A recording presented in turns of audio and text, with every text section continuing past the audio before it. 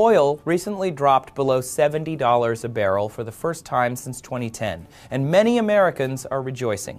Having cheaper gas is a good thing, right? Well, maybe not. A lot of countries and microeconomies may stop functioning if oil prices dip too low. One of the biggest examples is Russia. Since the most recent drop in oil prices, Russia's currency, the ruble, saw the biggest one-day decline since 1998.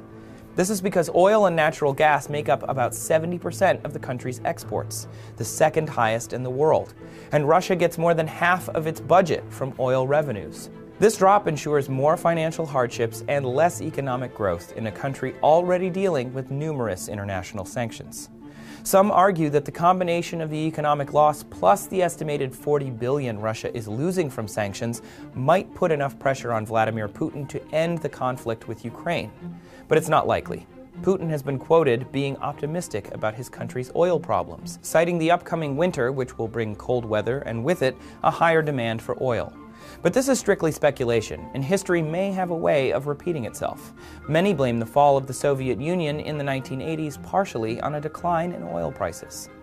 Other major oil-producing nations like Iran, Nigeria, and Venezuela have their own struggles. In fact, Venezuela's economic woes have already led to countrywide violent rioting. The country is suffering from high levels of inflation, which has led to a scarcity of simple products like toilet paper and toothpaste. One analyst was quoted saying that for Venezuela to be able to balance its budget, oil prices would need to hit $200 a barrel. The money lost from the new drops in oil prices has forced the government to make major cuts and increase taxes, something that will not help ease the unrest. So, lower oil prices could cause entire countries to fail, but they aren't the only people affected.